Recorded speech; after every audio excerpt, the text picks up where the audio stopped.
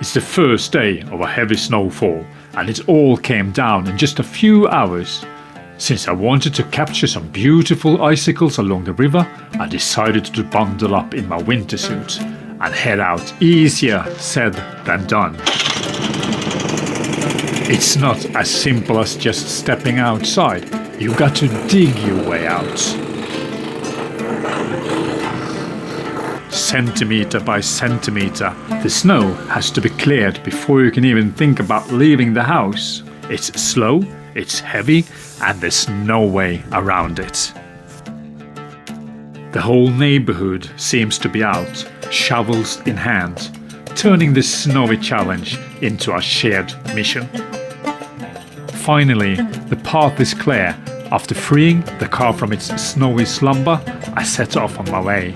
Winter sure knows how to keep us busy. The weather today is quite harsh. It's been snowing all night. But I think I have to put on some other shoes. I'm not going to be able to walk with my normal shoes. So, because I guess the snow is going to be at knees height. So after putting on these practical snowshoes, I'm ready. Or moon shoes, as I like to call them. So now I have my moon shoes on, ready to hit the moon. It's quite windy as well. I know I'm not exactly on the moon, but at least it's a white landscape. They're not exactly moon rocks, but this stone wall is worth getting the camera out in the cold. I really like these formations and all these stones covered in white ice and white snow. It's quite nice. I think I'm going to grab a few photographs of that. I'm going to take some close-ups of the rocks. I really enjoy the abstract result. The frozen stones with the subtle interplay of colors and contrasts. Feels like nature's artwork. Snow and ice trace the rock's texture. Prove that winter is an excellent art director, even when assisted by a man with a jackhammer. I continued on my journey towards today's destination. I walked along the snow-covered road and crossed the bridge over the river. From here, I could see the frozen water draping the hillside, creating a stunning icy display. Just ahead, I spotted a side path leading down to the riverbank. That meant jumping over the plowed snowbank and carving out my own trail through the fresh snow.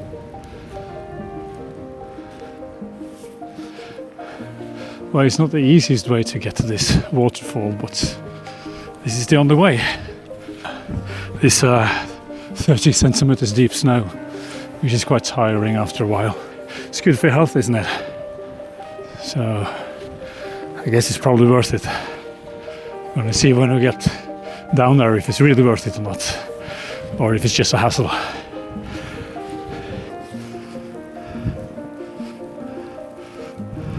At the riverbank, I start shooting straight away. The contrast between white snow and the birch's black and white bark becomes the focus. Quite simple and surprisingly rich. Under the overcast light, these images becomes almost monochrome. They don't exactly shout with color, but that's what gives them their calm, quiet mood. I keep pushing through the deep snow, searching for the frozen icicles, but something feels off. Suddenly, I realized my camera bag feels lighter than it should. Well, now I've really done it. I've lost my camera.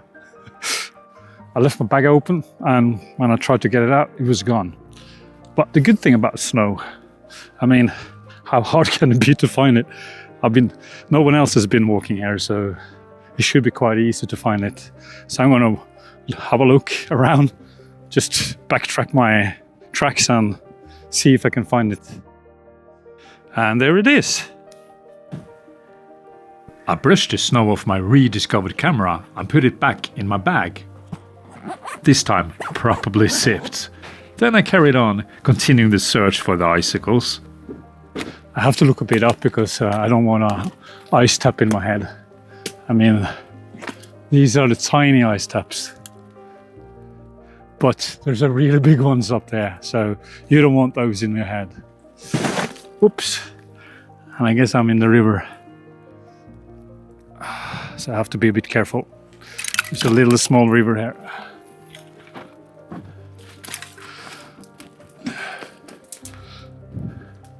The thing about snow that it's covering everything, so you can't really see what's underneath it. So I guess I'm trying to be careful where I walk. This wasn't the best way to get there, I think. I'm going to take my bag off and throw it over there and get underneath the branches. Oh, this is a bit more open space. I should be able to walk here. Well, it's a bit more open here, so I should be able to get a bit closer. It's not the easiest walk. Oh yeah, this is beautiful. I want to turn the camera around. Yeah, this is what I'm looking for. I finally reached today's destination, overwhelmed by the breathtaking beauty of the location. I pulled up my camera and start shooting, but I quickly realized something is wrong. The lens is unfortunately filled with snow after the journey through the deep drifts. I guess rule number 1 in photography: do not lose your camera. I've broken that today. Rule number 2, always have a lens cloth with you. I've broken that as well. So what do I do then? I just use my... Oh, come on, stop. What kind of channel is this really? You're not doing what I think you're doing. No. Okay, you're not? Alright then. Well, t-shirt. The normal t-shirt trick. Because this one has been covered in snow, so it was... Yeah, hopefully it's going to turn out okay. So always remember the cloth. After wiping off the lens, it was time to get back to work.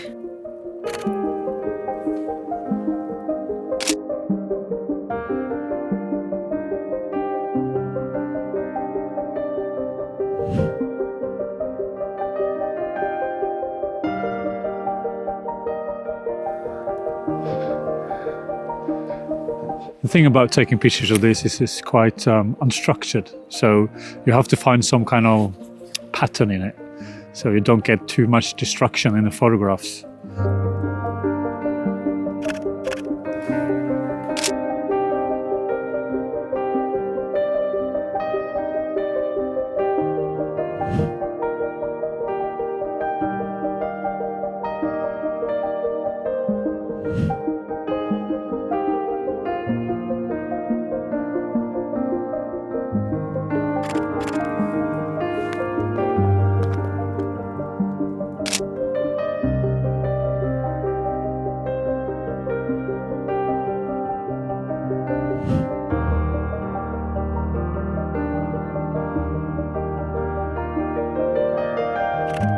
The icicles in front of me are mesmerizing. The yellow tip stands out against the grey frost-covered stone wall. The light is soft and overcast, giving the scene an almost monochrome look. I keep shooting, focusing on small details, trying to capture the quiet beauty of this frozen world. Well, it's been a good experience taking photographs of all these nice ice taps.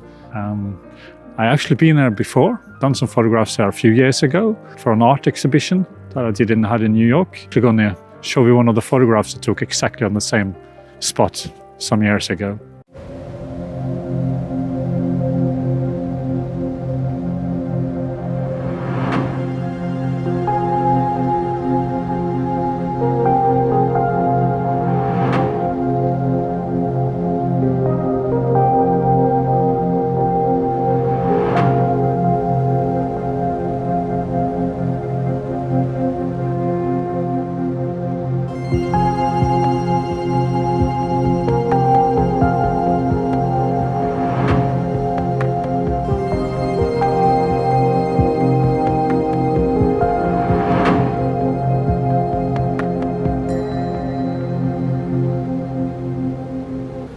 After spending several hours photographing, the day slowly slips into evening and I begin the walk back. This time it feels easier, following the path I carved earlier through the deep snow. The air is surprisingly mild for the season, making the return more comfortable, even though the snow still demands effort with every step. I feel a quiet sense of satisfaction from today's outing. Despite the challenges, I choose to embrace what the day offered me as a photographer. The steady snowfall, through sometimes inconvenient, transformed the landscapes into something special. Soft light, fresh textures, and a world untouched by others. In the next episode, we venture into a frozen world, photographing snow-covered trees, haunting and almost ghost-like. Light painting will bring life to the darkness, set deep within a breathtaking Nordic landscape. Stay tuned, and I'll see you in the next one.